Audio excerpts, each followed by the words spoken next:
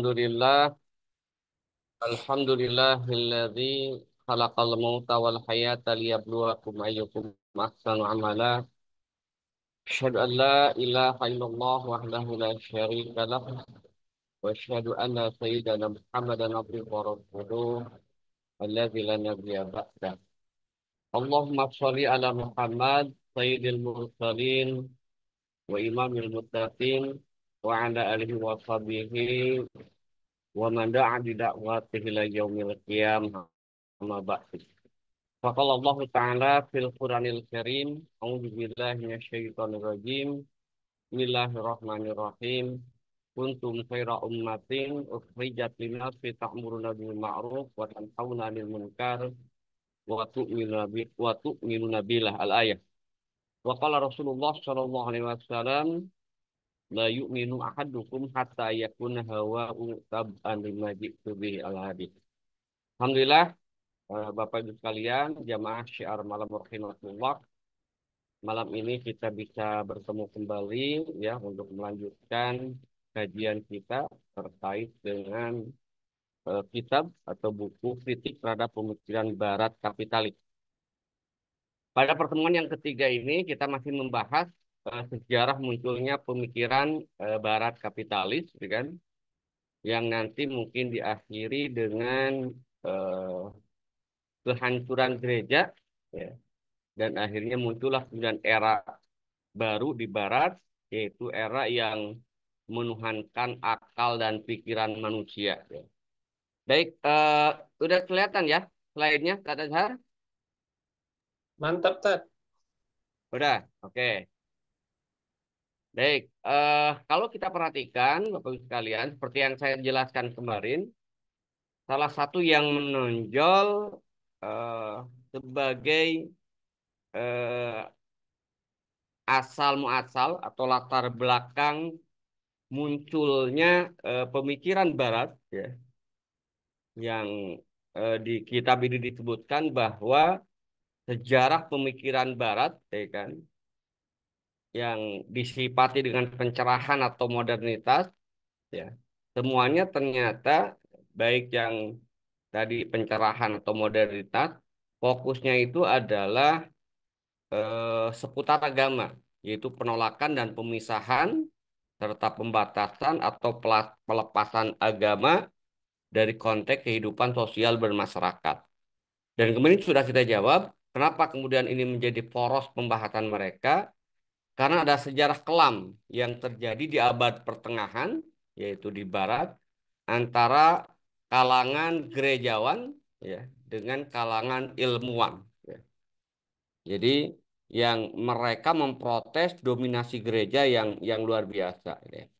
Nah, di dalam buku ini mengambil pendapat, ya, yang disampaikan oleh filosof Barat, ya, dalam bukunya The History of Western Philosophy, gitu kan. Di dalam itu disebutkan ada dua sebenarnya, ya, era yang memisahkan, ya, antara bukan era yang memisahkan, oke. Ada dua era atau dua abad, ya, yang berbeda diametral antara Eropa yang berada di abad pertengahan dengan Eropa yang katanya masuk periode Eropa modern. Nah, karakteristiknya adalah di abad pertengahan atau Eropa abad pertengahan adalah Eropa di mana gereja menjadi pemilik kedaulatan, ya, dan itu bersifat mutlak, gitu kan. Jadi gereja menjadi pemilik kedaulatan mutlak dan satu-satunya otoritas yang menguasai kehidupan manusia, masyarakat, dan negara. Ya. Jadi luar biasa itu kan. Jadi dominasi gereja yang luar biasa.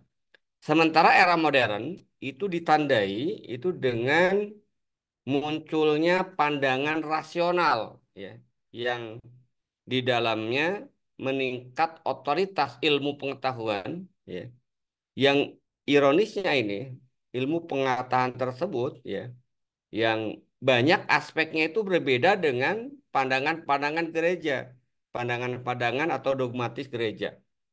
Sehingga di dalam buku tersebut disebutkan bahwa Di akhir abad pertengahan, memasuki era modern, Eropa masuk ke era modern itu adalah ditandai dengan intinya itu adalah memudarnya otoritas gereja dan meningkatnya otoritas ilmu pengetahuan. Itulah saya kira masa transisi Eropa yang dikatakan dengan abad ke-8 masuk ke Eropa abad pencerahan atau modern. Nah, berikutnya kalau kita lihat di situ disebutkan ya di dalam buku ya yang juga ditulis oleh seorang eh, Barat ya kan dalam bukunya The History of Europe in the Middle Age gitu kan. Di situ disebutkan beberapa karakteristik ya eh, apa yang terjadi pergolakan yang tadi menyebabkan keruntuhan gereja itu ya.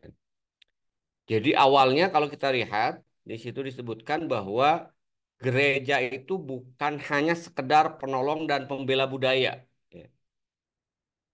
Jadi gereja lebih dari sekedar penolong dan pembela budaya dan peradaban abad pertengahan. Bahkan gereja itu adalah warisan abad pertengahan itu sendiri. Saking dominannya itu kan. Sehingga ini menarik kalau kita lihat ya kan. Jadi gereja dan ajaran-ajaran yang mencampuri semua kehidupan umat manusia, sehingga buku itu disebutkan, tidak seorang pun dari manusia bisa menghentikan suatu kesepakatan atau memastikan suatu perkara atau mengganti alat pertanian menarik. Sampai urusan mengganti alat pertanian pun itu tidak akan bisa tanpa konsultasi dengan salah seorang agamawan atau gereja. Jadi ini kita bisa bisa kebayang gitu kan. Eh, kalau Kalau kita lihat itu kontras dengan kondisi umat Islam sekarang. Nanti kita akan apa? Kita akan lihat kontras dengan dunia Islam, bukan kontras. Sama kondisinya tapi dengan situasi yang berbeda. Maksud saya apa? Gitu kan? Di Eropa abad pertengahan itu mereka menolak habis-habisan dogmatis gereja itu kan, tapi gereja masih dominan sehingga ilmuwan yang menolak itu nanti disebut jindik, ya, disebut kemudian kafir itu kan, dan sebagainya itu kan. Nah, ini hampir sama seperti sekarang. Sekarang itu kebalikannya itu kan. Sekarang kan dominannya warisan eh, Eropa gitu, di peradaban Eropa yang didasarkan kepada akal ya dalam segala hal mengatur urusan kehidupan manusia. Maka ketika umat Islam menyodorkan ya kan, menyodorkan konsep kehidupan ya didasarkan pada syariat Islam, itu kebalikannya umat Islam dituduh radikal itu kan. Nah, ini ada kemiripan itu kan. Pergolakan ini dari sisi cuman yang bedanya itu yang di abad pertengahan mereka menolak agama itu kan ilmuwannya kalau sekarang justru ilmuwannya ditolak oleh kita gitu kan oleh orang-orang yang ingin mengembalikan syariat Islam. Cuman kan dengan situasi yang berbeda. Kalau di sana agamanya Kristen, kalau di kita itu tentu Islam yang mengatur seluruh aspek kehidupan. Nah, kembali ke sini, jadi kalau kita lihat di eh, ketika terjadi eh, tadi ya bersih tegang, konflik gitu kan antara gereja dengan kaum ilmuwan. Pada saat itu gereja masih menunjukkan otoritasnya, masih berupaya untuk mengokohkan otoritasnya. Apa yang dilakukan oleh gereja? Gereja kemudian semakin mengokohkan, mengadopsi dan menyuruhkan sebagai gagasan absolut dan keyakinan yang keluar dari otoritas suci yang bebas dari dosa. Makanya muncul kan tadi kan protes-protes dari Martin Luther, surat pengakuan dosa itu kan, semuanya diperjualbelikan, ya kan. Kemarin sudah kita bahas. Jadi gereja tidak menerima interpretasi, pengembangan atau perubahan, dan itu sesuatu yang harus diimani secara dogma, diterima sepenuhnya dan dipatuhi sepenuhnya. Sehingga gereja menolak pandangan atau pendapat yang menyalahi ajaran-ajarannya dan menolak setiap pemikiran yang mempengaruhi kredibilitas gereja. Nanti akan kita tunjukkan ya beberapa contoh-contoh pemikiran yang itu kemudian dianggap membahayakan dan menghilangkan kredibilitas gereja, maka ilmuwannya dikriminalisasi.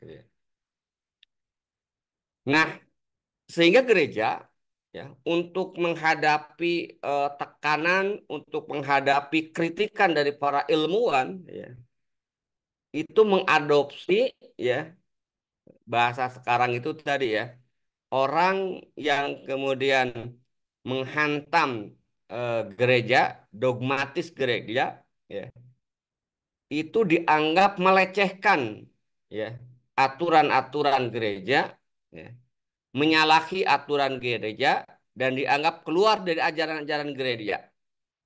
Maka muncullah era ya, takfiri lah bahasa kalau sekarang itu kan. Jadi mereka mengkafirkan, ya kan, mengkafirkan ilmuwan-ilmuwan yang menolak kemudian eh, kalangan pendapat gereja, menuduh bid'ah. Nah, ini sama gitu kan. Ada tuduhan bid'ah dan zindik gitu kan.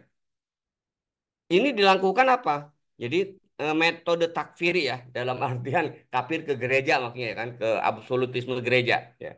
Bid'ah artinya menentang ya pendapat-pendapatnya itu dengan dogmatis gereja. Jindik itu dianggap kemudian orang-orang seperti orang-orang munafik karena tidak percaya lagi kepada dogmatis gereja. Gereja. Nah, ini dilakukan untuk apa? Dilakukan dalam rangka memberangus gerakan intelektual atau gerakan ilmiah yang dianggap mencederai interpretasi-interpretasi gereja dan bertentangan dengan konsepsi-konsepsi gereja. Ya. Ini yang terjadi kalau kita lihat ya. Jadi gereja mensikapi penemuan sains dan teknologi yang disampaikan oleh para ilmuwan itu kemudian dengan tuduhan takfiri, tuduhan bid'ah dan kemudian tuduhan zindik gitu kan pada saat itu. Nah, ini contoh ya. Akhirnya ketika kita lihat ya kan dianggap jindik kafir ya kan. Kemudian juga tadi ya bid'ah ya akhirnya persekusi ya. Masuklah era persekusi yang dilakukan oleh gereja yang didukung juga kekuatan politik pada masa itu. Jadi seperti yang dikatakan di awal tadi itu kan. Jadi dominasi gereja yang luar biasa, kolaborasi dengan institusi politik, akhirnya apa? Mereka yang menentang eksistensi gereja dan dogmatisnya itu kemudian dikriminalisasi, ya. Maka mulailah era penganiayaan. Ini beberapa tokoh yang dianiaya itu kan. Misalnya ilmuwan eh, dari eh, Ceko ya, psikolog Ceko itu kan. John Hus itu kan atau John Hus yang saya lupa bacanya itu kan. Nah, dia dikremasi artinya dikremasi itu dibakar. Begitu juga ilmuwan dari Italia ya. Nanti kita lihat apa pendapat dari masing-masing ilmuwan ini sehingga kemudian dieksekusi, dikriminalisasi oleh gereja. Yang Savonarola ini dari Italia itu disiksa dan dieksekusi dengan cara digantung dan jasadnya dibakar. Luar biasa gitu kan. Sadisnya itu kan.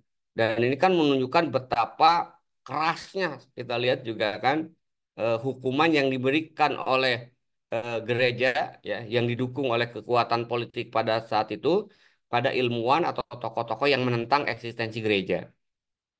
Kemudian ada juga dari Inggris, itu dari Italia ya, dua ilmuwan dari Inggris ya, Edward Whiteman gitu kan. Ini tadi ditunduk jindik dan juga kemudian dibakar. Nah, kita lihat apa gerangan yang kemudian dilakukan oleh tiga ilmuwan ini sebagai contoh mungkin di kitab ini ilmuwan yang diberangus, ilmuwan yang kemudian disiksa karena pendapatnya yang berbeda dengan gereja atau mengkritik gereja. Jadi kalau kita lihat di sini khas tadi ya, ini yang dari eh Ceko dari mana tadi apa lupa ya. Dari Ceko ya. Dia menekankan kedaulatan Tuhan dan pentingnya iman pribadi ya. Jadi dia eh, menyatakan tentang pentingnya ya berpendapat bahwa ini ada istilah ekaristi, apa yang disebut dengan ekaristi itu kan. Jadi di situ disebutkan Jadi ekaristi ini kaitannya dengan masalah keyakinan ya. Jadi eh semacam perayaan ya. Ekaristi itu perayaan atau sakramen yang dilakukan oleh umat Katolik dan gereja. Gitu ya. Umat Katolik dan Kristen dalam gereja. Gitu. Itu harus dipahami dalam konteks yang lebih spiritual, bukan hanya sekedar ritual. Jadi artinya harus dilihat maknanya, bukan hanya sekedar ritual, ya kan? Nah, ajaran-ajaran yang dikemukakan oleh Hus ini, ya kan, itu banyak menginspirasi ya untuk berpikir kritis tentang doktrin gereja dan mencari kebenaran yang lebih dalam. Yang ketika kemudian dikaitkan dengan sains dan teknologi, apalagi dianggap banyak bertentangan dogmatis gereja itu. Kemudian terjadilah konflik dengan gereja, pemikiran Hus ini, ya, karena dia kemudian terus mengajak dengan khotbah-khotbah dan ceramahnya, terjadi ketegangan dengan gereja Katolik, kemudian dia dihadapkan pada pengadilan dan dituduh sebagai heretik. Ya, heretik itu tadi ada dalam konteks tafsir ini mempengaruhi umat Islam ya, itu ada tak kalau nggak salah ya, sebentar saya cari dulu ya, hermeneutik kalau nggak sama nggak ada kan. Jadi sorry bukan bukan hermeneutik, bid'ah. Heretik itu bid'ah itu kan. Itu tadi dianggap bid'ah. Jadi pemikiran khas ini kemudian dianggap bid'ah, ya. Tapi luar biasa tadi ya, dia sebagai seorang istilahnya itu ingin mengembalikan posisi gereja ke jalur yang benar itu kan. Ya akhirnya kemudian dia dianggap bid'ah sehingga menghadapi ancaman, tapi tetap dia tegus pada keyakinannya. Penolakannya terhadap otoritas gereja menandai awal dari banyaknya konflik yang terus kemudian berlanjut sampai nanti kita saksikan ya hancurnya institusi gereja. Nah, kemudian siapa eh eh, ajarannya apa ya yang dari Itali ini ya, ajaran di Itali ini ya. Ini Savonarola ya. Saya baca apa adanya itu kan. Karena saya nggak tahu baca bahasa Italia apa bacanya gitu kan. Jadi ini, nah apa yang ditekankan, ya kan? Dia menekankan terkait dengan moralitas dan kesadaran ya. Ia mengadopsi penolakan terhadap kemewahan dan keberdosaan yang ada di masyarakat. Melalui khutbah, ia mendorong masyarakat untuk hidup sesuai dengan nilai-nilai Kristiani yang sejati. Salah satu kritik pedasnya itu adalah terkait dengan korupsi yang besar-besaran terhadap di kalangan gereja pada masa itu, gitu kan. Nah, berikutnya eh, pengaruh politiknya juga ternyata ada itu kan. Jadi tokoh ini juga berpengaruh bukan hanya pada aspek ritual, spiritual, tapi juga berpengaruh terhadap aspek politik, sehingga dia berperan dalam menggulingkan pemerintahan medisi itu kan, dan mendirikan republik yang berdasarkan prinsip-prinsip agama. Namun tadi akhirnya pengaruhnya itu tidak terlalu lama ya. Nah, kalau kita lihat eh, terus saya kira dilakukan ya upaya-upaya untuk mengkriminalisasi eh, para ilmuwan ya tahun 1946 ini seorang ilmuwan juga disiksa tahun 1601 dan 1602 Masehi Universitas di Paris ya itu kembali menekankan otoritas doktrin peripatetik ya tadilah doktrin yang sama ini terkait dengan keyakinan ya doktrin eh very patetik ya. Kita lihat juga ya, coba ya. Jadi intinya ini adalah doktrin ya yang terkait dengan peran etika maksudnya ya yang dikembangkan oleh Aristoteles ya.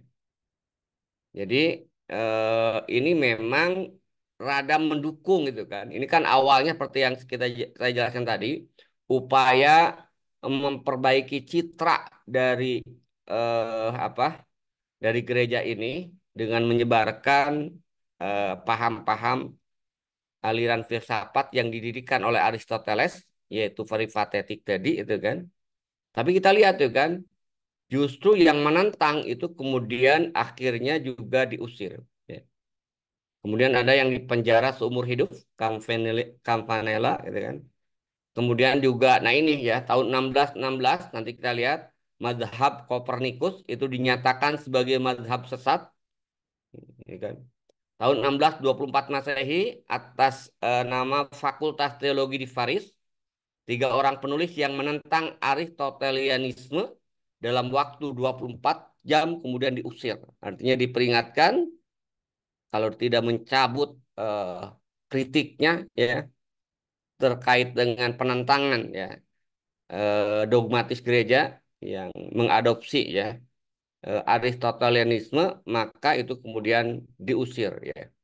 Nah, sehingga apa? Hasil dari itu ya, di buku ini sebutkan dogmatis gereja itu kemudian terguncang.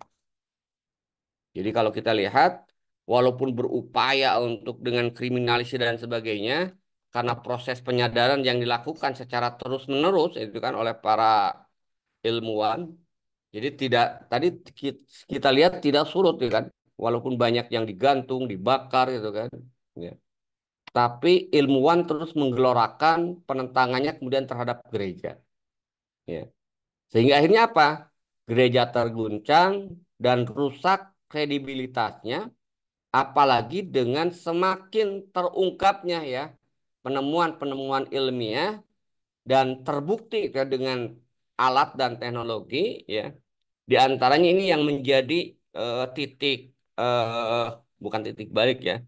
Titik kepercayaan masyarakat semakin kuat terhadap sains dan teknologi dan semakin kemudian menolak dogmatis gereja itu adalah penemuan dari Copernicus, John Kepler itu kan, kemudian yang terakhir Galileo itu kan. Nah, apa inti dari eh, penemuan mereka? Pertama, kalau kita lihat Copernicus ya kan, nama aslinya Nicolaus Copernicus ya, dia yang memperkenalkan pertama kali teori heliosentris. Ya. Jadi kan kita tahu bahwa gereja itu menganut geosentris. Nah, Nicolaus Copernicus itu dia memperkenalkan teori heliosentris yang menyatakan bahwa matahari adalah pusat sistem tata surya. Ya. Dalam karya utamanya The Revolutionibus Orbium Coelestium, gitu kan, menentang pandangan geosentris yang pada saat itu geosentris itu diadopsi oleh gereja, gitu kan. Nah, sehingga ini yang saya kira semakin membuka tadi kan, membuka eh, cakrawala bahwa dogmatis gereja bertentangan dengan sains dan teknologi, itu kan. Dan saya yakin ya, kenapa kemudian masyarakat kemudian rubah dan kalangan intelektual, apa yang dilakukan oleh Copernicus itu eh, mungkin bisa dibuktikan dengan saintis ya. Sementara gereja itu hanya sekedar dogmatis ya. Tidak bisa kemudian dibuktikan secara ilmiah ya. Nah, jadi teori heliosentris ini menyatakan bahwa planet bergerak mengelilingi matahari bukan sebaliknya. Ya. Ini saya kira terjadi perubahan paradigma yang signifikan dalam bidang astronomi. Kenapa? Karena mengubah cara orang memahami posisi bumi dalam alam semesta ini. Itu dari Copernicus ya. Kemudian apa yang kemudian disampaikan oleh John Kepler, ya kan? Dia adalah seorang astronom yang mengembangkan 3 hukum gerakan planet. Jadi yang pertama itu kan. Jadi hukum-hukum ini menjelaskan bahwa planet-planet bergerak dalam orbit elips tadi dan mengubah cara kita memahami gravitasi dan pergerakan benda-benda langit. Sehingga tadi sama itu. Jadi teori ini semakin mengokohkan ya teori heliosentris ya. Nah, yang terakhir kita tahu juga yang ini yang dihukum gantung itu Galileo gitu ya, yang dikenal sebagai bapak ilmu pengetahuan modern dengan teleskop yang dia kembangkan, ia kemudian mengamati bulan, planet dan bintang dan pada akhirnya dia semakin juga mengokohkan ya, mengokohkan dan mendukung teori heliosentris dari Copernicus melalui penemuan-penemuannya yang revolusioner. Nah, sehingga dengan semakin kokohnya teknologi yang dikemukakan oleh para ilmuwan tadi, yang itu kemudian bertentangan dengan dogmatis gereja, maka apa yang terjadi? Ini yang terjadi gitu kan di tengah-tengah masyarakat Eropa atau Barat pada saat itu, ya. Ini hasilnya, ya, keruntuhan gereja dengan ajaran-ajarannya tentang alam semesta, manusia dan kehidupan. Ini menarik gitu kan. Jadi akhirnya apa? Jadi akhirnya pemahaman ini merembet tuh kan, merembet ya. Karena tadi banyak dogmatis gereja yang kemudian bertentangan dengan sains dan teknologi, ya. Akhirnya semua, ini bahasanya itu kan, semua itu kemudian dianggap bahwa eh, dogmatis gereja itu berarti keliru. Ya muncullah kemudian filsafat-filsafat nanti akan kita kemudian bahas yang dikembangkan oleh mereka itu kan. Sehingga akhirnya tadi menapikan dogmatis gereja. Ya, itu yang pertama. Yang kedua, ya, hasil dari pergolakan tadi, ya, dengan runtuhnya ajaran-ajaran tentang alam semesta, manusia, kehidupan dan masyarakat, ya, yang dikeluarkan dari dogmatis gereja. Di sisi lain makin besarnya kepercayaan orang-orang Barat, ilmuwan terutama, terhadap kemampuan akal manusia untuk menyingkap rahasia-rahasia semesta, semesta alam dan manusia. Ya. Dan ini yang akhirnya kita lihat. Inilah nanti yang akan menjadi eh, asal muasal, ya, atau esensi nanti pada pembahasan berikutnya, esensi pemikiran Barat. Ya. Apa itu?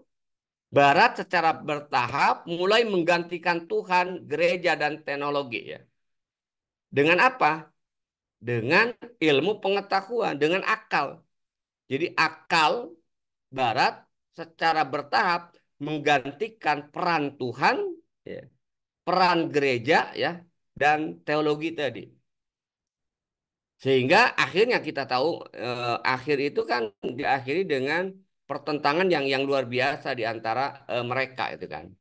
Nah, ketika kemudian ini terjadi, maka muncullah kalau kita lihat dari hasil itu keruntuhannya, ya, di dalam bukunya Will Durant itu kan The Story of Civilization, di sini sebutkan bagaimana kemudian mitos-mitos Alkitab dan ajaran gereja itu kemudian diguncang gitu kan.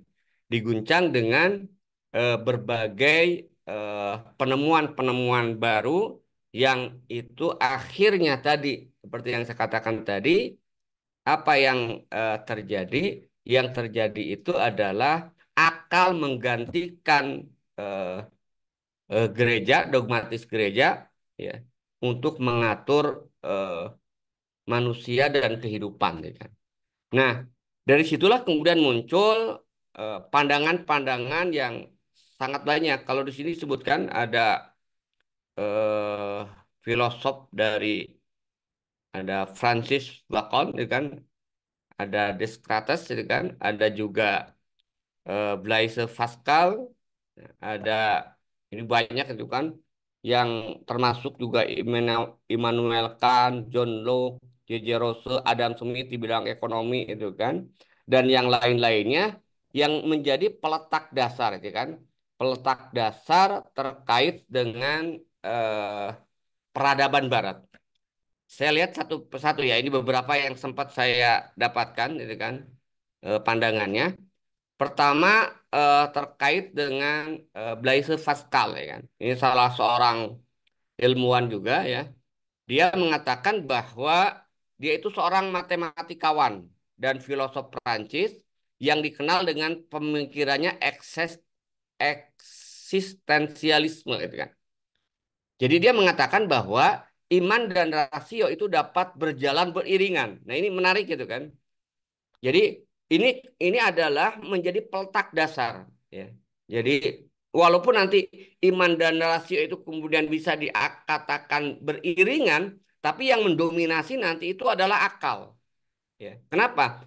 Ini untuk mengkanter pemikiran-pemikiran gereja yang tadi ketika dogmatis gereja itu bertentangan dengan rasio itu kan.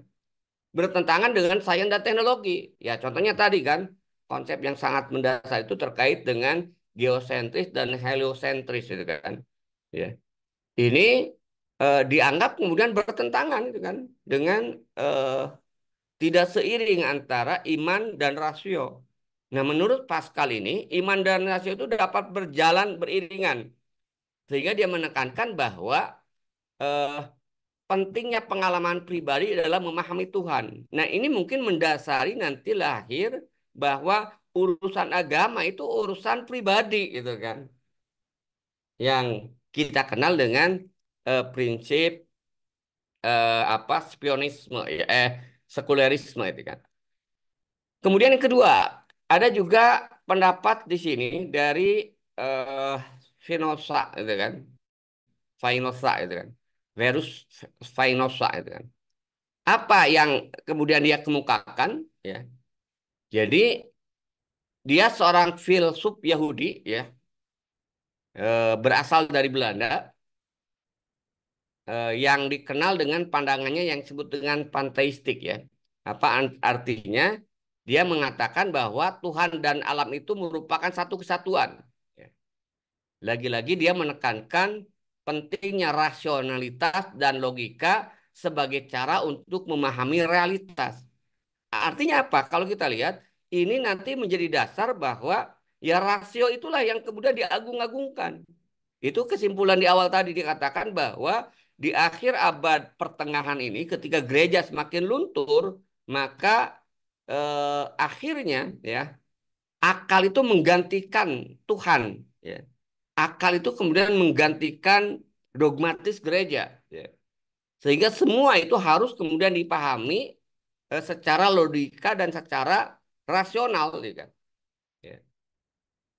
Kemudian Pascal juga melihat bahwa Tuhan itu sebagai pribadi yang dapat didekati melalui iman. Ya, ada sedikit perbedaan tadi dengan Spinoza itu memandang Tuhan itu sebagai substansi yang menyatu dengan alam. Ya. Nah, ini beberapa pemikirannya ya kan. Kemudian ada juga, nah ini ya kan, Bar siapa Bartolomé Legend, ya kan? Dia itu seorang pengkritik ya eh, gereja. Ya. Dia juga yang mengusulkan ide-ide revolusioner yang menekankan pentingnya Alkitab sebagai sumber utama kebenaran dan menolak tradisi yang tidak didasarkan pada teks suci. Ini yang pertentangan tadi ya di awal ya kan. Nah, kemudian ada juga eh, pendapat dari Thomas Hobbes ya kan, yang terkenal. Nah, ini yang nanti menjadi dasar teori demokrasi itu kan. Ya. Dengan eh, teorinya yang disebut dengan du kontrak sosial. Ya. Hobbes menyatakan bahwa ketika individu setuju untuk menyerahkan sebagian kebebasan mereka kepada negara, ya, sebagai imbalan untuk keamanan, ya, jadi dia menyetujui ya kontrak sosial tadi kan intinya menyerahkan sebagian kebebasan kepada negara sebagai imbalan untuk keamanan. Ya. Sehingga konsep ini nanti ya sebagai dasar kontrak sosial yang menjadi dasar legitimasi kekuasaan pemerintah. Artinya kekuasaan pemerintah tidak boleh kemudian ditetapkan atas dogmatis gereja. Jadi harus didasarkan kepada tadi itu kan eh, kontrak sosial dengan masyarakat. Ya. Nah ini yang melahirkan demokrasi itu kan. Sehingga pandangan Hobbes ini kan, dia menyatakan bahwa untuk mencapai keamanan negara harus memiliki kekuasaan yang absolut ya. Dia berargumen tanpa kekuasaan yang kuat masyarakat akan jatuh dalam keadaan perang yang brutal gitu kan. Nah, kemudian juga muncul pemikiran di sini sebutkan juga ada John Stuart Mill gitu kan. Ya, di buku ini sebutkan apa pemikiran dia. Dia itu yang menggagas teori atau konsep yang disebut dengan utilitarianisme itu kan, yaitu teori etika yang menekankan pada kesejahteraan. Nah, lagi-lagi gitu kan, karena waktu itu kita lihat mungkin ada kesenjangan juga. Jadi dua tokoh ini, Jeremy Bentham dan John Stuart Mill, ya, mereka berargumen bahwa tindakan yang benar adalah memaksimalkan kebahagiaan bagi jumlah orang banyak. Artinya ini sudah mulai bahwa ya agama itu bukan sumber kebahagiaan seolah-olah gitu kan. Kenapa? Karena dia bilang tadi eh, teorinya itu ya nanti akan melahirkan teori materialisme tadi gitu kan. Jadi eh maka sampai mematematikakan ya kan. Jadi Jeremy Bentham itu dia mengatakan mengembangkan konsep kalkulus kegunaan untuk mengukur dampak dari tindakan terhadap kebahagiaan itu kan. Nah, kemudian kalau kita lihat contoh lain misalnya bentar ya, ini belum saya tuangkan ke sini tapi sudah saya cari sih tadi, cuman nggak empat ya kan dimunculkan dalam bentuk ini. Bentar ya. Jadi ada juga nanti kita lihat beberapa tokoh yang disebutkan ya pemikirannya di kitab ini ya. Saya belum apa ya ini ya.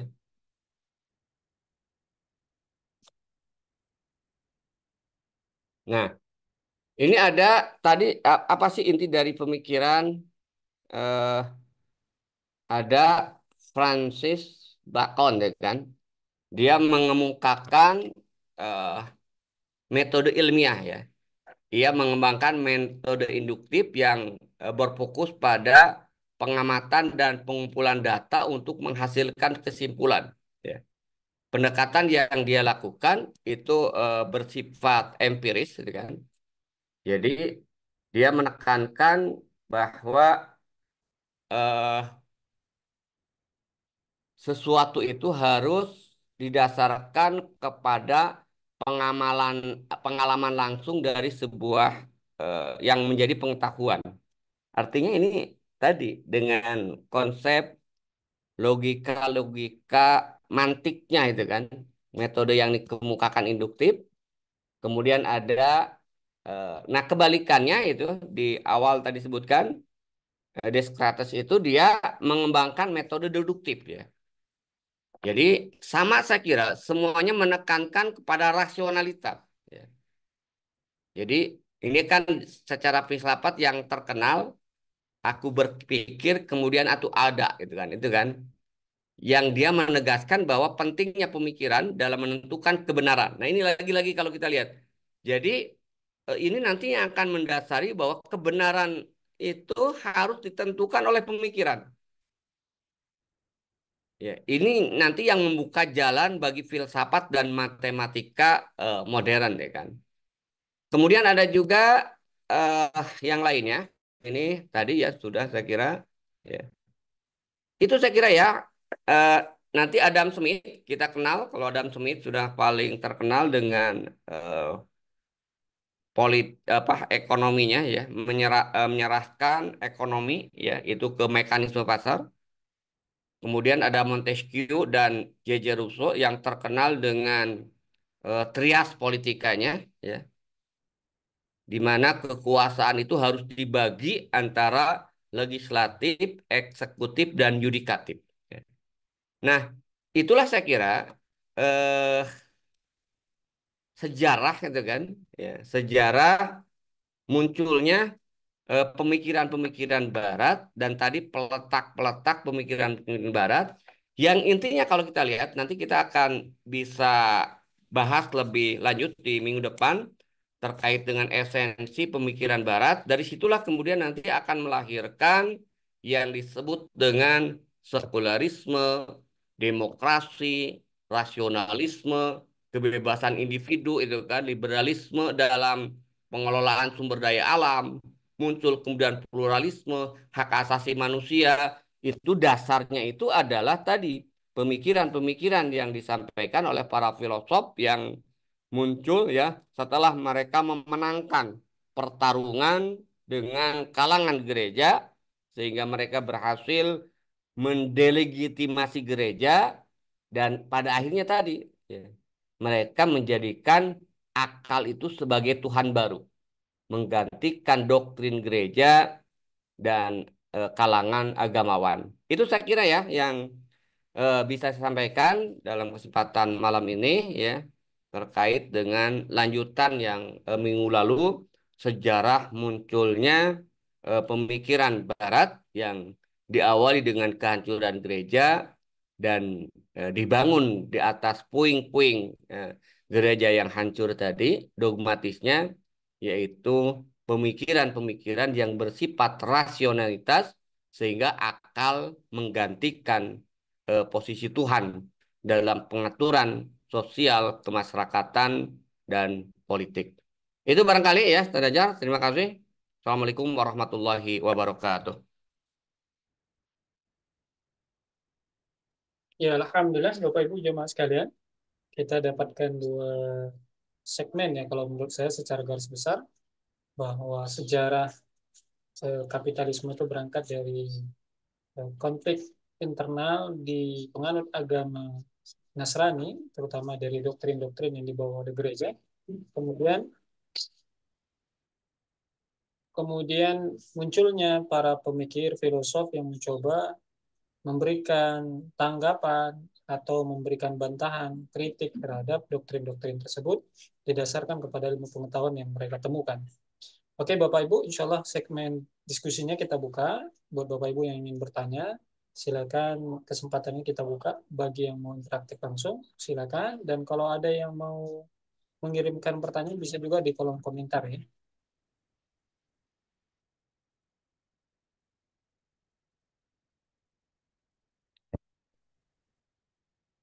Ini sudah ada pertanyaan Ustaz di kolom komentar.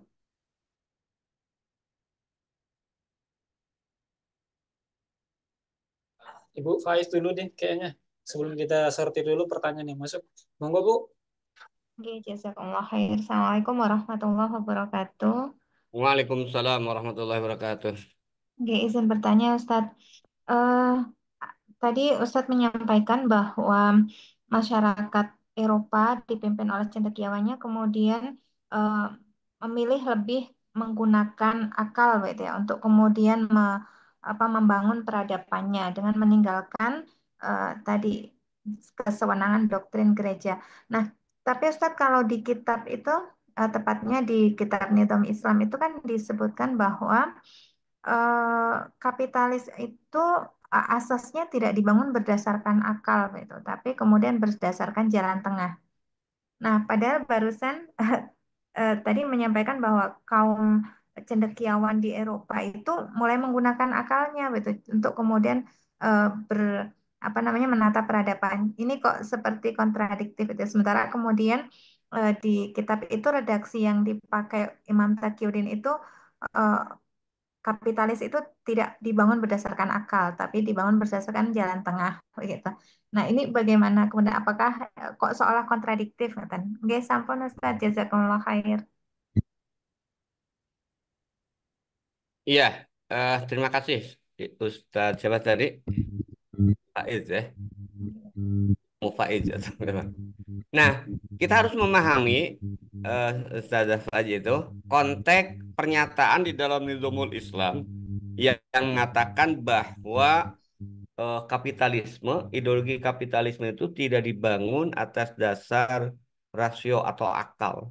Itu kaitannya dengan keyakinannya, terkait dengan agama itu kan. Jadi terkait dengan peran agama itu kan. Kan kita tahu kan hasil dari eh, pergolakan. Jadi sebenarnya bukan berarti tidak menggunakan akal. Jadi ketika dikatakan tidak menggunakan akal itu adalah atau jalan tengah itu konteksnya tentang eksistensi keberadaan agama, keberadaan Tuhan gitu kan. Jadi mereka ketika memahami eksistensi agama, memahami kemudian keberadaan Tuhan, itu yang tidak disebutkan dengan menggunakan akal, menggunakan jalan tengah. Jadi tidak tuntas. Artinya apa? Ketika terjadi perdebatan antara kalangan ilmuwan dengan kalangan agamawan terkait dengan keberadaan Tuhan dan peran agama itu kan dalam ini dogma-dogma gereja itu, mereka tidak membahas secara tuntas dengan akal, ya. Tapi mereka menggunakan solusi jalan tengah, itu kan. Kenapa? Karena dua kutub ini tadi bertentangan, ya kan. Gerejawan tetap dengan kondisi bahwa Tuhan itu ada dan harus berperan dalam proses pengaturan kehidupan sosial politik, gitu kan. Sementara ilmuwan nah ini ilmuwan berpatokan kepada pemikiran rasionalnya, itu kan. Kemudian juga dengan logika-logika berpikirnya. Jadi yang dimaksud di dalam kitab Nizamul Islam, ya Nizam Islam itu bahwa kapitalisme itu dibangun atas dasar tidak berdasarkan pemikiran, itu konteksnya itu adalah ketika membahas akidah, membahas agama, membahas akidah tadi itu kan. Jadi dalam konteks membahas Tuhan mereka tidak menggunakan akal. Apa yang mereka gunakan? Kesepakatan jalan tengah. Intinya apa? Agama, ya, mau ada atau tidak, ya. Tuhan mau ada atau tidak, kita sepakati. Nah, oleh mereka itu dibuat sepakatan tanpa menggunakan pemikiran, ya kan? Kita sepakati ya antara kalangan ilmuwan dan kemudian gerejawan itu ketika berbicara terkait dengan agama, terkait dengan berbicara tentang Tuhan, mau dipercaya atau tidak, mau ada atau tidak itu terserah. Tapi yang jelas ya tidak boleh campur tangan dalam konteks sosial, politik, ekonomi, dan kemasyarakatan. Ini sebenarnya yang mendasari tadi paham sekulerisme. Jadi yang tidak menggunakan akal itu ya tanpa dibangun atas dasar akal itu adalah ketika mereka membahas terkait dengan agama. Sementara ketika mereka membahas terkait dengan justru sains dan teknologi, tentang politik dan kemudian juga ekonomi, justru mereka sangat rasional, ya kan? Ya. Bahkan tadi kan, seperti yang dijelaskan di dalam kitab ini, sampai mereka kemudian menjadikan akal itu sebagai Tuhan, menggantikan Tuhan, ya kan? Jadi itu maksudnya ya. Jadi di kitab Nizam Islam ketika disebutkan bahwa kapitalisme itu kemudian fondasinya itu adalah tidak menggunakan akal, itu konteksnya itu adalah ketika memahami eksistensi Tuhan. Nah, jadi Tuhan mau ada atau tidak itu tidak tidak dibahas lagi akhirnya, tidak menggunakan akal lagi gitu kan. Yang ada itu jalan tengah. Pokoknya disepakati Tuhan itu ya kalau Anda percaya Tuhan itu ada silakan. Kalau Anda percaya Tuhan itu tidak ada silakan. Baik yang percaya Tuhan itu ada maupun percaya apalagi kelompok yang tidak percaya Tuhan, pokoknya Tuhan itu tidak boleh mengatur dalam konteks ranah politik, ekonomi, sosial, budaya, kehidupan. Jadi hanya ada pada tataran ritual aja, virtual aja itu kan. Itu yang saya pahami ya. Nah, ya.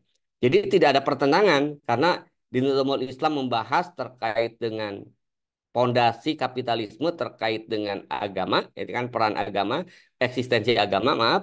Sementara di kitab ini justru ya tadi awal pertentangan itu karena ilmuwan itu menggunakan akal, dia menolak dogmatis gereja, gitu kan.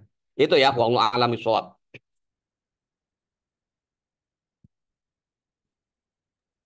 Oke, Ustaz, jazakumullah khair. Oke, sama-sama.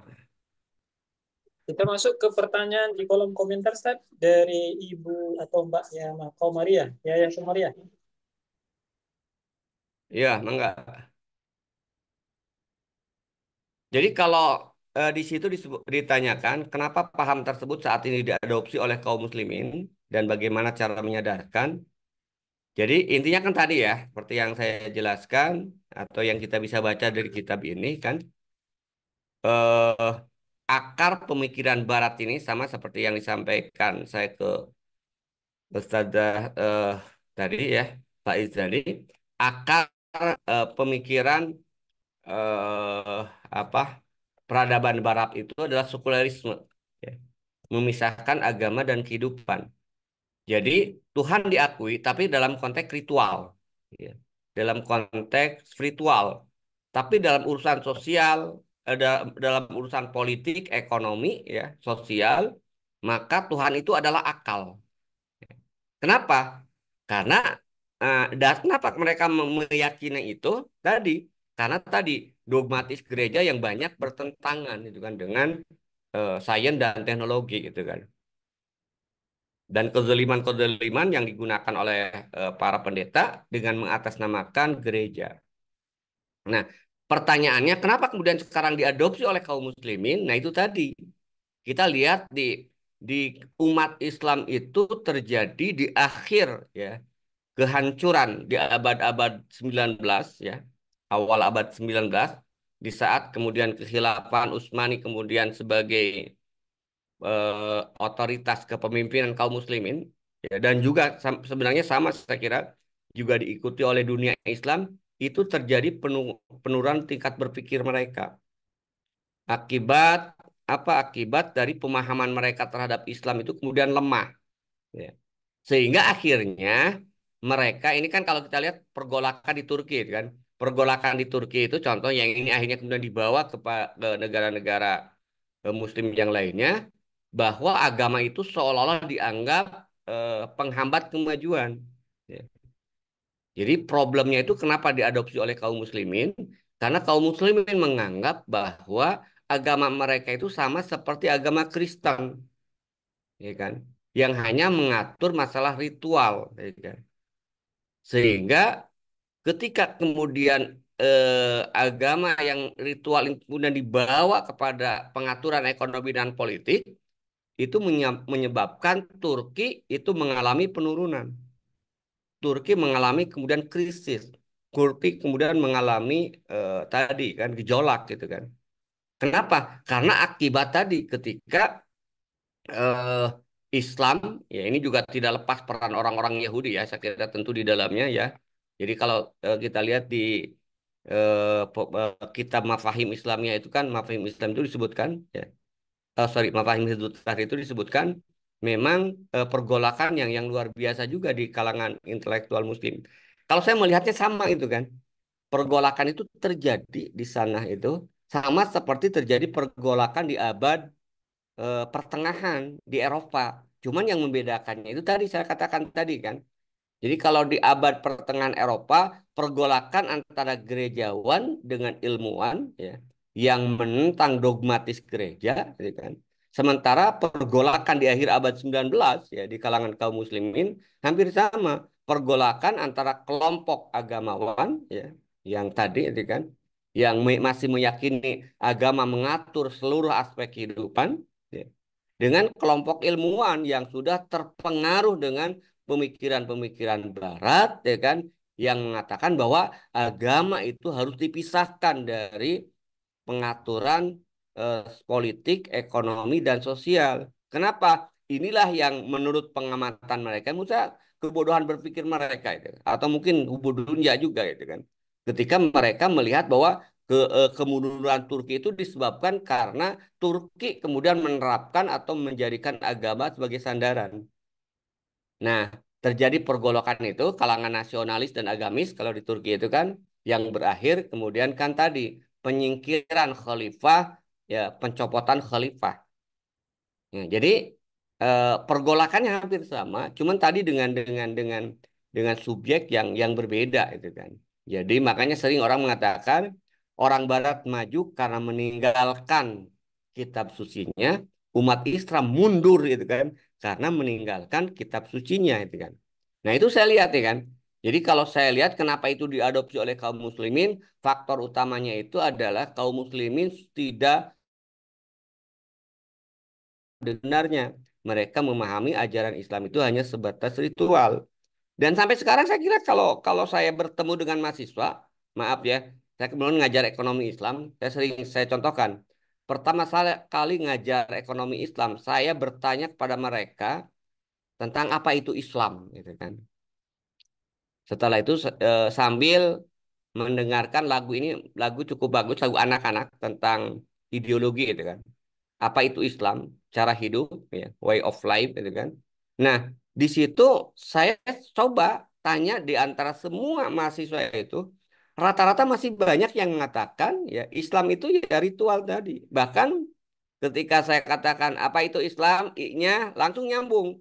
I-nya itu Isa, ya, S-nya itu subuh, L-nya itu lohor, zuhur, gitu kan. A-nya itu asar, M-nya itu maghrib. Ternyata masih gitu kan. Jadi masih melekat itu. Artinya mereka masih memahami Islam itu hanya sekedar ritual. Ya kan? Nah, lalu bagaimana caranya? Ya tadi, makanya hentakan saya ketika ngajar ekonomi Islam, saya setelkan lagu, itu lagu anak-anak gitu kan. Apa yang ingin kita rubah? Yang harus kita rubah itu paradigma tentang Islam.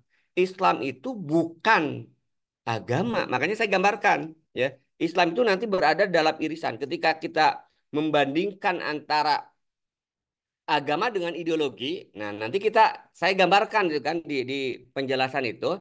Nanti ada agama, ada ideologi, ya, ya. Nah, agama kita sebutkan Hindu, Kristen, Protestan, termasuk Islam. Kemudian ideologi kita sebutkan kapitalis, sosialis, komunis, kemudian Islam. Nah, Islam itu berada di tengah antara agama dan ideologi itu kan. Artinya Islam itu ya dia merupakan agama, artinya dia punya konsep-konsep terkait dengan habluminallah dalam bahasa kita, tapi juga dia mengatur masyarakat ya dengan konsep ideologinya.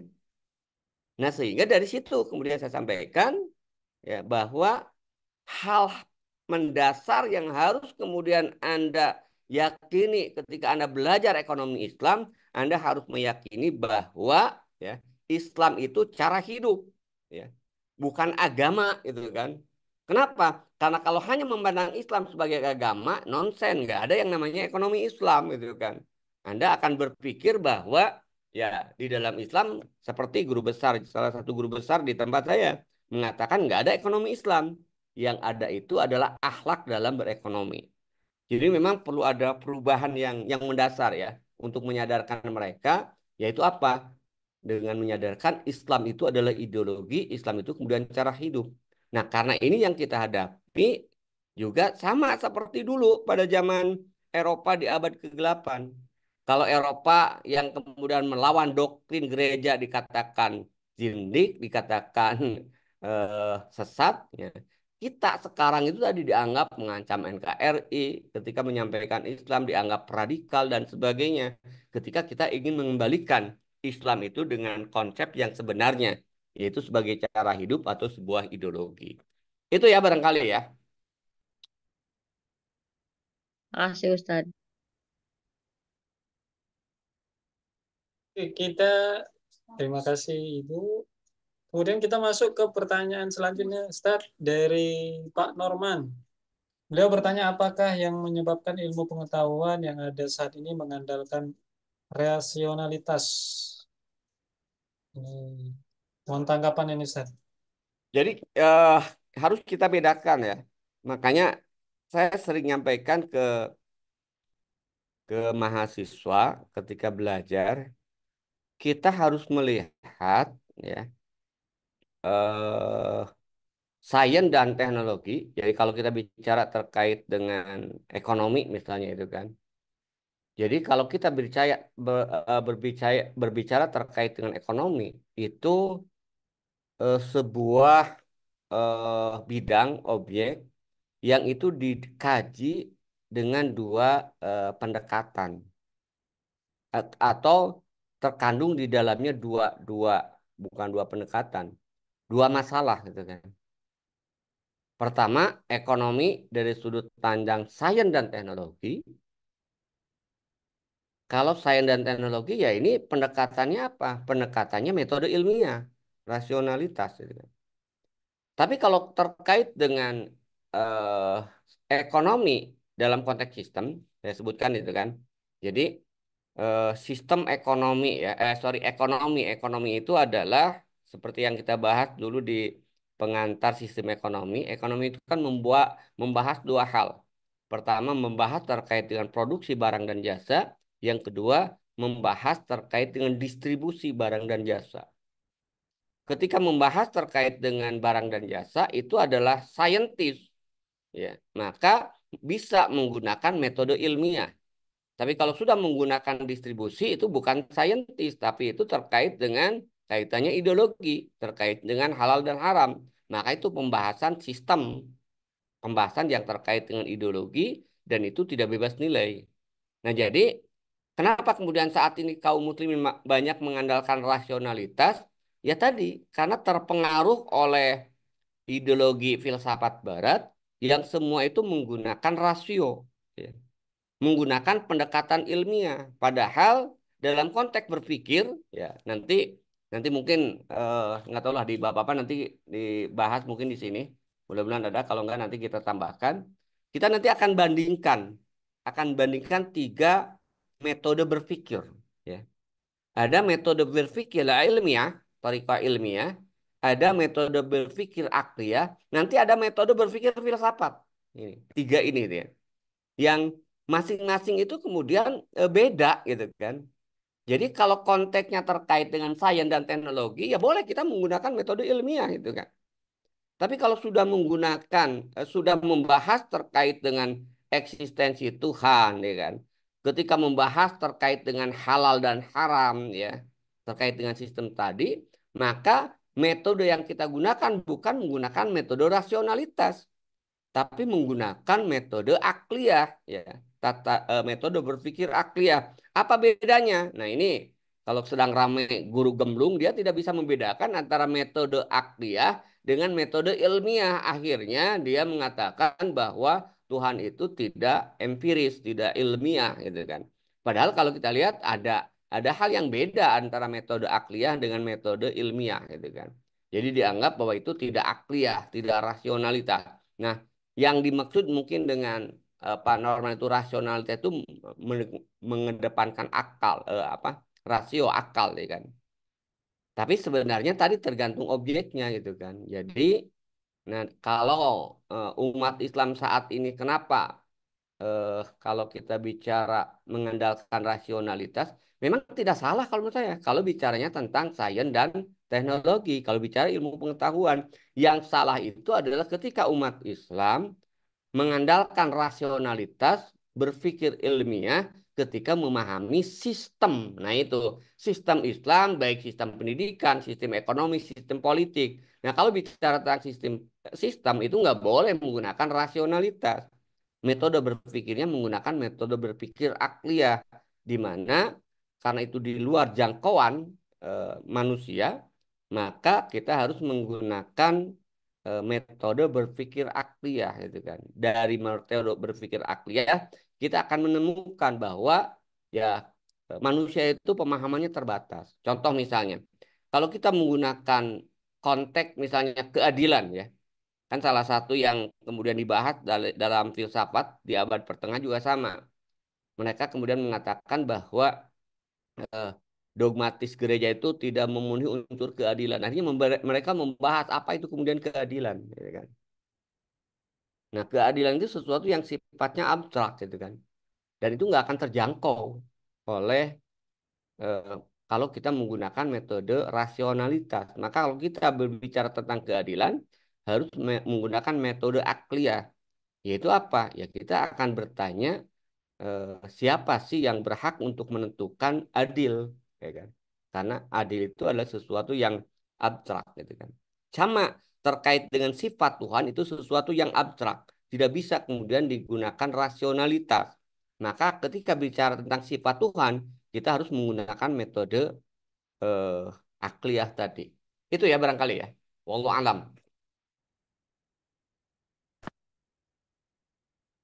Ya, Alhamdulillah sudah ditanggapi ya Pak Dormat. Ini masih ada waktu kan? Masih ada 2 pertanyaan lagi nih. Oke, oke, lanjut aja. Insya Allah. Naikkan aja ya. Mudah-mudahan masih bersedia mendengarkan. Ya, Alhamdulillah dari pertanyaan Mas Diva atau Pak Diva ya. Assalamualaikum warahmatullahi wabarakatuh. Mau nanya Ustadz, melihat penentangan kaum agamawan dan gereja terhadap para ilmuwan di Eropa saat itu di dalam sejarah, apakah ada kemiripan dengan kondisi sebagian umat Islam saat ini yang menolak sains dan teknologi dengan dalih katanya ada konspirasi orang-orang kafir? Apa sebabnya dan bagaimana cara menyelesaikan kondisi sebagian umat Islam tersebut? Syukron Ustaz. Mau tanggapan Ustaz? Nah, ini menarik gitu kan, yang seperti yang pernah saya bilang tadi, sebelumnya itu kan, sekarang itu kan umat Islam disibukkan juga itu kan, sengaja dibuat PR untuk ribut dengan sesama kaum muslimin. Muncul misalnya, apakah bumi itu bulat atau datar? Mereka yang mengatakan bahwa bumi bulat itu tadi konspirasi orang-orang kafir, ya kan? Ya. Kenapa? Karena mereka, nah itu mensandarkan ya kepada ayat-ayat Al-Quran ketika mereka menafsirkan bahwa bagaimana kemudian bumi dihamparkan, ya kan? Seolah-olah mereka kemudian menafsirkan bahwa ya bumi itu kemudian datar, ya kan? Nah, kalau kita lihat yang pertama, kalau kalau kita perhatikan, saya pernah membaca tentang tafsir ya, kitab tafsir yang dikarang oleh saya atau eh, satu lagi saya lupa ya, paradigma tafsir itu kan tidak boleh kita menggunakan ya ayat-ayat Al-Quran itu kemudian untuk menafsirkan sains, gitu kan. Kenapa? Karena Al-Quran itu bukan buku ilmiah, nah itu ya kan. Tapi Al-Quran itu wahyu, ya kan. Jadi bukan buku ilmiah, ya. Sehingga kita tidak boleh kemudian menafsirkan ya, Al-Quran itu dengan tafsiran menggunakan tafsir ilmiah dan menjadikan Al-Quran itu sumber dari ilmu pengetahuan atau sains. Dan kita kan sudah jelas juga sebenarnya gitu kan. Rasul menyatakan kalau urusan sains dan teknologi dalam hadisnya itu kan antum a'lamu bi umuri dunyakum. Jadi kalau urusan sains dan teknologi itu ya istilahnya itu dalam bahasa saya itu bebas nilai. Ya, artinya ya sains dan teknologi ya tadi yang harus dikembangkan itu memang metode ilmiah gitu.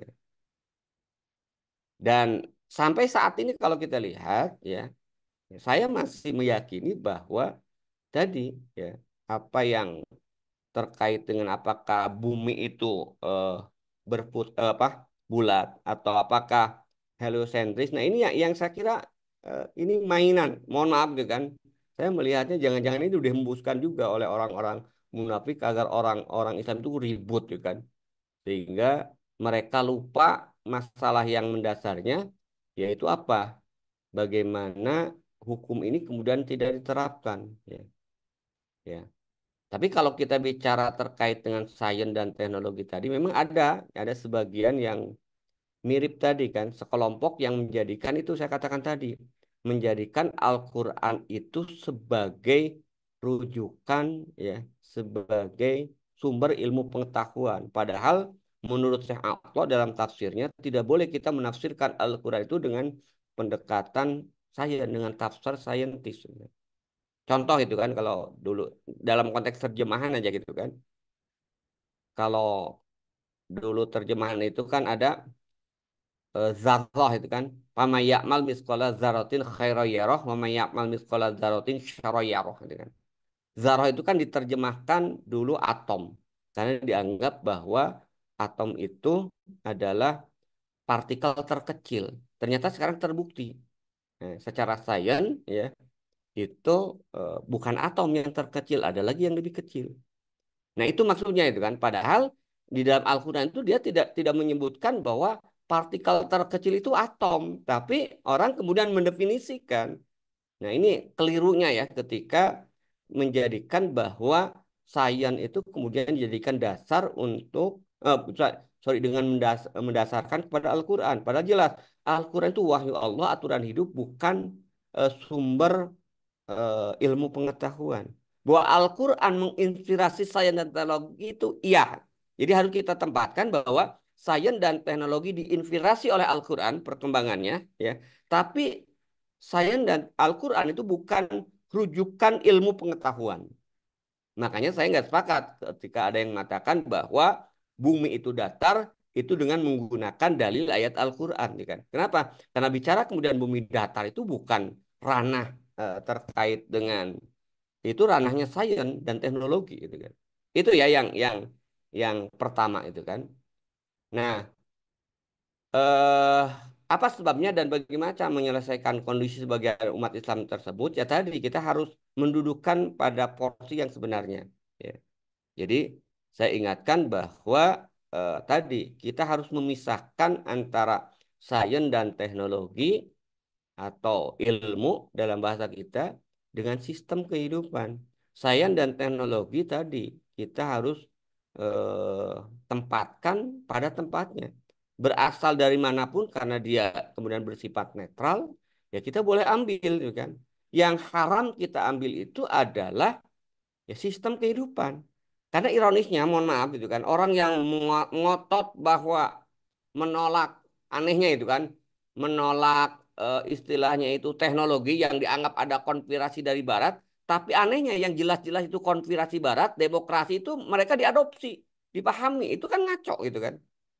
Jadi sains dan teknologi dianggap kemudian ada konspirasi orang kafir, sementara demokrasi mereka mengatakan itu sejalan dengan Islam. Ini yang saya lihat ya kan, istilahnya itu confuse-nya mereka itu kan. Jadi terbalik gitu kan. Sesuatu yang sifatnya sains dan teknologi mereka katakan ada konspirasi orang kafir, yang jelas-jelas ada konspirasi orang kafir dia katakan itu bebas. Itu kan terbalik gitu kan. Jadi menurut saya bagaimana cara menyelesaikannya ya sadarkan gitu kan kekeliruan berpikir mereka. Itu cara berpikir yang keliru gitu kan. Ya, ketika membolak-balik gitu kan. Jadi sains dan teknologi kemudian mereka merujuk pada Al-Qur'an, tapi justru terkait dengan aturan kehidupan seperti demokrasi justru mereka meninggalkan Al-Qur'an gitu kan. Mengambil apa yang didapatkan dari barat itu. Wallahu alam gitu. Karena apa? Karena sangat nampak itu kan tadi nggak pernah mereka menyerang demokrasi itu kan.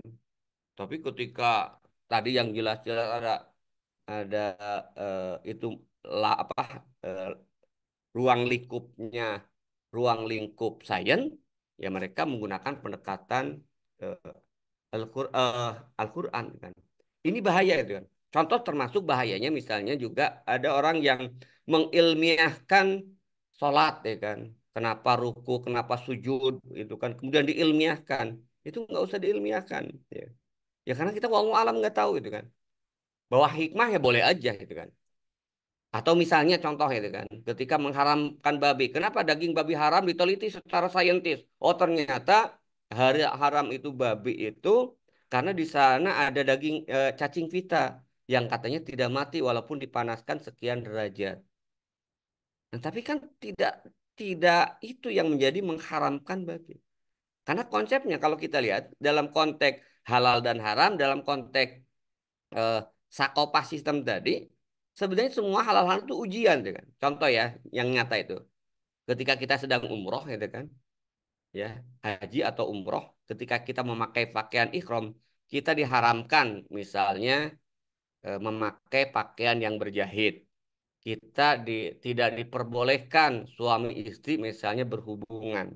Itu kan dasarnya bukan rasio. Dasarnya itu adalah ketaatan terhadap nas itu kan. Kalau menggunakan rasio semuanya akan nggak masuk rasio gitu kan. Jadi harus kita bedakan mana yang menjadi bahasan rasio tadi ya. Itu adalah sains dan teknologi. Tapi kalau berbicara terkait dengan hukum syara ya udah kita eh, sami'na wa ata'na itu kan. Jadi akal pemikiran itu tunduk kepada Al-Quran yang sudah dibuktikan bahwa keberadaan Al-Quran itu secara akliah. Itu barangkali ya.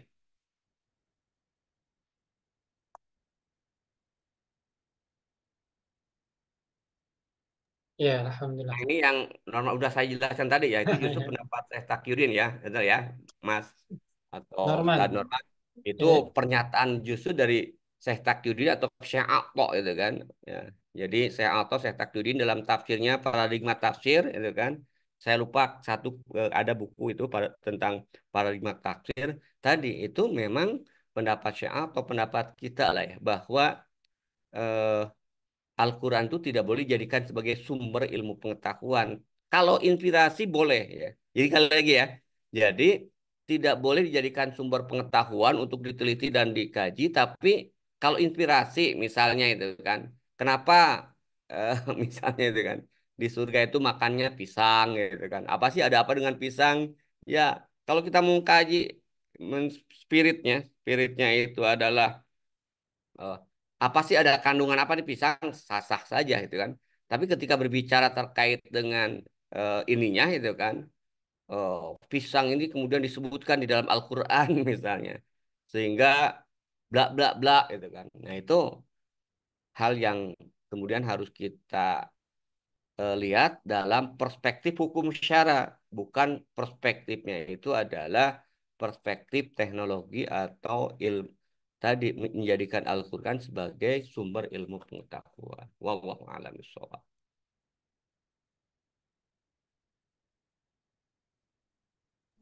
Ya, sebagai pertanyaan terakhir Ustaz, sekaligus nanti minta tolong untuk di closing. Pertanyaan terakhir dari Pak Norman Ustaz. Bagaimana hubungan dengan keberadaan partai-partai sekuler dan ormas keagamaan yang ada terkait dengan sejarah kemunculan kapitalisme? Mengapa umat Islam, ini tambahan saja Ustaz, mengapa umat Islam sulit bersatu hanya dengan Islam yang murni? Nah ini gimana Ustaz? Apakah ada inspirasi gerakan-gerakan dari pemikiran Barat tadi yang masuk ke tengah-tengah kaum muslimin hari ini? Bagaimana nih Ustaz? Mohon penjelasannya Ustaz. Ya, saya kira intinya gini ya. Jadi kenapa kemudian partai-partai sekuler dan ormas-ormas juga kemudian mereka seolah-olah sekuler? Ya karena ya saya yakin karena mereka tidak memahami secara utuh tentang Islam.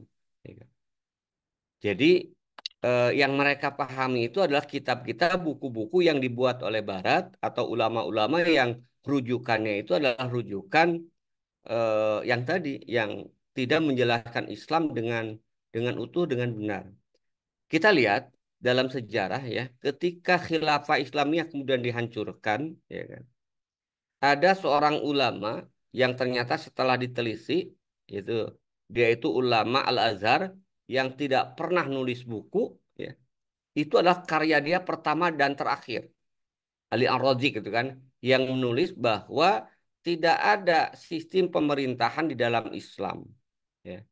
Yang ini kemudian dikembangkan dari situlah dan Islam tidak mengatur terkait dengan masalah politik dan ekonomi dengan paham sekulerisme tadi. Nah, buku ini ditulis ya, itu oleh ulama Al-Azhar, mengatasnamakan ulama Al-Azhar. Akhirnya terbukti itu kan setelah diteliti ternyata itu kemudian asalnya itu adalah dari ternyata ada yang menduga itu tulisan orang kafir yang kemudian diatasnamakan ulama Al-Azhar tadi, Ali Ar-Razi tadi itu kan.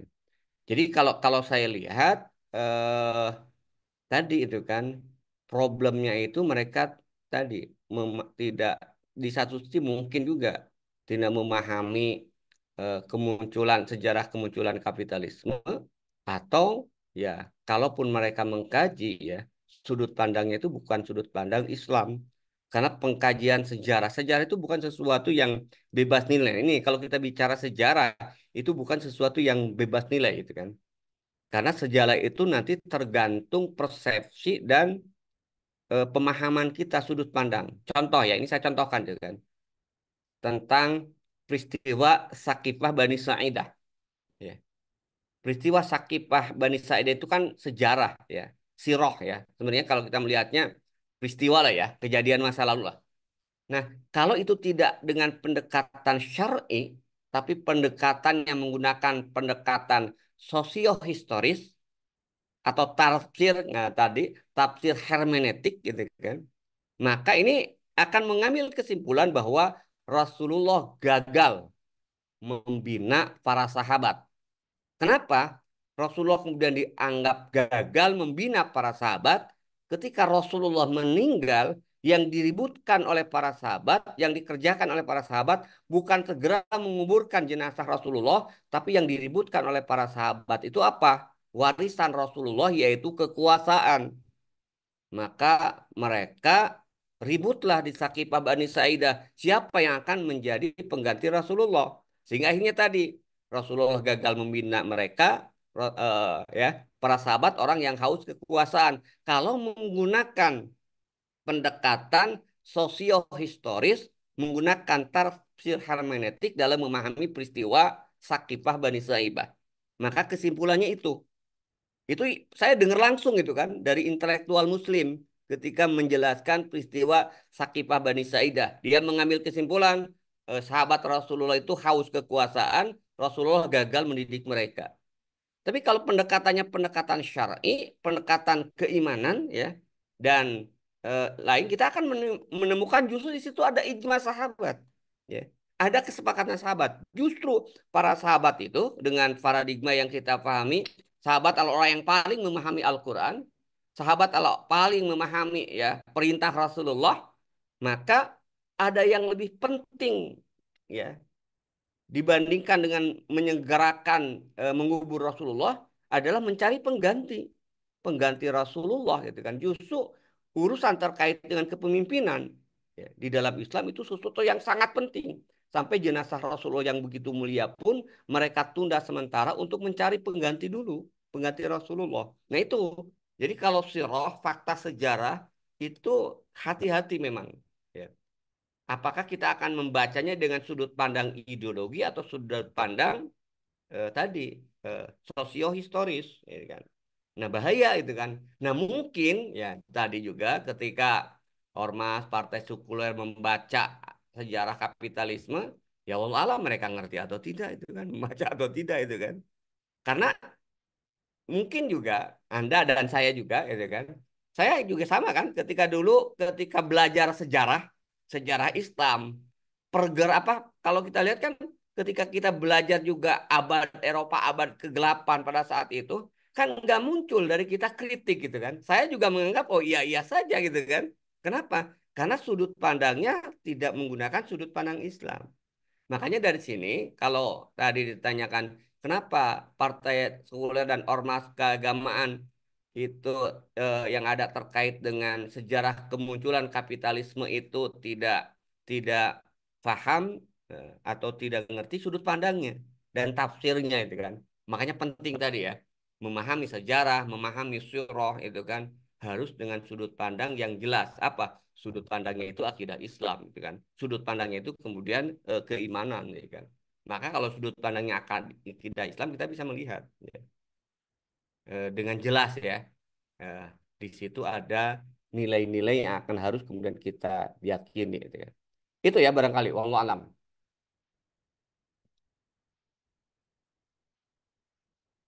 Ya, Alhamdulillah Ustaz, semua pertanyaan sudah terjawab kami kira. Ada yang mau disampaikan Ustaz sebagai closing statement? Ya, ini mungkin sebagai bahan untuk renungan pembahasan berikutnya. Jadi kalau pembahasan berikutnya nanti bicara tentang esensi pemikiran Barat, sebenarnya sudah bisa kita simpulkan. Minggu depan kita hanya membahas rinciannya aja gitu kan. Artinya apa sih makna misalnya nanti hak asasi manusia, kemudian liberalisasi dan sebagainya gitu kan. Nah, intinya kalau kita lihat di sejarah pemikiran Barat itu, isinya pemikiran Barat itu dibangun tadi atas dasar sekulerisme ya. Jadi mereka memandang ya bahwa agama itu tidak boleh mengatur dalam urusan kemasyarakatan, politik, ekonomi, sosial, budaya. Agama hanya ditempatkan sebagai ritual ya, yang itu urusan pribadi. Mau percaya ada Tuhan atau tidak itu terserah. Itu yang pertama itu kan. Yang kedua tadi itu kan intinya akar. Nah, ini baru bicara terkait dengan pertanyaan tadi itu kan dari Mbak siapa tadi. Jadi akar pemikiran Barat itu tidak dihasilkan melalui pemikiran yang cemerlang, ya, terutama dalam konteks keberadaan agama tadi.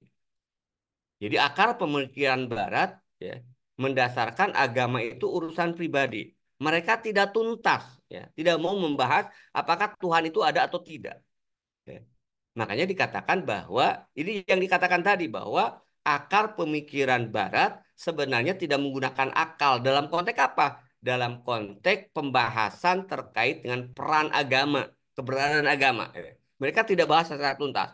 Mereka menghindari pembahasan itu, gitu kan? Agama ada atau tidak, Tuhan itu ada atau tidak. Yang jelas mau diakui Tuhan itu ada atau tidak boleh kemudian berperan dalam konteks sosial, politik, dan ekonomi. Nah, ini sebenarnya akar sejarah pemikiran Barat. Nanti kita akan jelaskan ya pada berikutnya rinciannya. Tapi dengan fondasi ini sudah kita bisa menebak gitu kan bahwa pemikiran Barat ya itu memang pemikiran yang salah gitu kan. Kenapa? Karena asasnya juga dasar munculnya pemikiran juga muncul dari pemikiran yang keliru ya kan terkait dengan nah kalau ini apalagi kalau dibawa ke Islam gitu kan karena mereka melihat dogmatis gereja yang banyak memang diselewengkan ya kan oleh orang-orang gereja ya dan dimanfaatkan untuk kepentingan politik. Wallahu alam. Nanti kita akan diskusi lebih lanjut ya terkait dengan esensi pemikiran baratnya. Itu barangkali ya, wallahu alam.